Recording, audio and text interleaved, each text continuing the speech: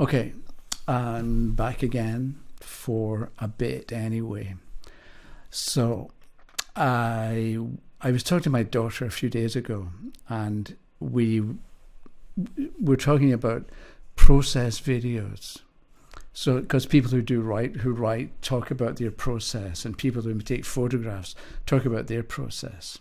And I thought I should do one on the tarot process, how you go about not learning meanings and grabbing them from different places and trying to cobble together an answer, but more how do you look at a card and read it.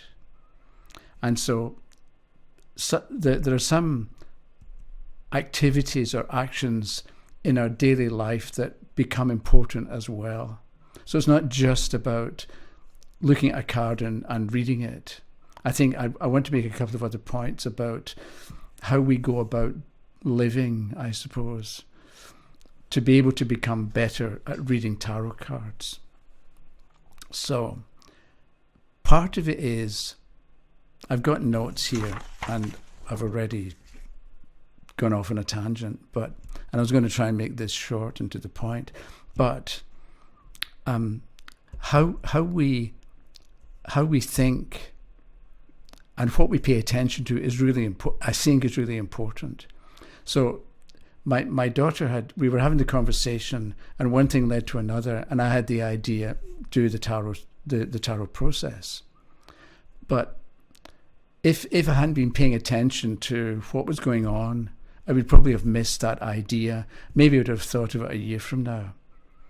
So my question to you is, to what extent do you pay attention to what you actually say to your friends and family and loved ones and anybody, not just for doing a reading, but I think it's a good idea to be paying attention to what we say and what we hear and what happens in our lives, and sort of make something of it rather than assume it's all random and pointless. I think it's trying to teach us something, or if we look at it as trying to teach us something, we're going to learn something from it. Because I don't know if there are coincidences. Maybe things all fit together. And I'm going to come to that in part 2 and part 3. But so things, I was having the conversation, one thing led to another, and so now I'm making a video series. But then I was thinking about, what do I call it? The tarot process part 1. But people may see the tarot process part 2 and think, okay, I've already seen that, because they don't read part 2. So I think, okay, part 1, the tarot process. But then people may not know if part 2 is also going to be about the tarot process, or will it be something else? So I think there's something about paying attention to the words that we use and making sure that they mean what we want them to mean. Because I think too often, or frequently, people say things, but it's like a half thought out idea, and it can be taken one of many different ways. So you're sort of, by saying something that's not clear, or that can be interpreted multiple different ways, you're sort of spreading confusion in the world. And I think we are capable of spreading order and harmony by the words that we use. And this is important because when we think about ourselves and our life, we're also using words. So are we saying things that don't make that much sense, or that we didn't think through, to other people and making observations about their life? But do we also do the same for us? Right? So I think at 9 o'clock in the morning for an hour, I'm thinking I'm so poor, or I'm in such terrible health. And then at 11 o'clock, I think one thought, I'm going to be rich, or I'm going to be healthy.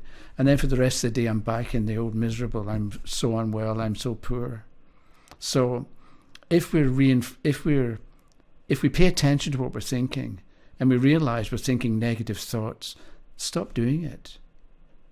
But if you don't know that you're doing it in the first place, it's hard to stop it. So I'm saying, step 1 to being a good tarot reader is to pay attention to the words that you use and making sure that they make sense It's not just a vague generalization that you're making with a card, because cards are specific. And then apply that same method to your own thinking about yourself and about your life. And you'll find not only things get better because you're thinking more clearly, but you actually get what you want. You get what you ask for. Because there is an expression that was popular in the 1960s. You get back what you give out. And it's so true. If you're giving out misery, you're going to attract people who are miserable and want to take advantage of you. Whereas if you're giving out positive expectations, it may not turn around in like 2 seconds. It could, but it may not. But if it doesn't turn around in 2 seconds, it doesn't mean that you're wrong. It just means you've got to take some time to re-educate yourself. Okay, I had some notes here. The other thing is, when I had the idea about doing this series, I could have thought, nobody will want to see it. I could have immediately talked myself out of it. And we do that a lot. People do that a lot. There's things they want to do or things we want to do, but then we immediately think, well, it's not going to work, or I can't do that, or I can't handle it, or people wouldn't like it, or it wouldn't be worth it. We just have all this, don't bother, don't do it. So if you have an idea about something, and this could apply to an idea about what a tarot card points to, what it means or what it shows. If you think of something, don't immediately reject it and think, well, that doesn't make sense. When you get an idea for you or for a situation or for a card, write it down and leave it for a day and look at it the next day. Then analyze it and critique it and find out if it's good or worth doing, or figure out, if you really want to do it, how you're going to do it. I came across this thing a couple of days ago where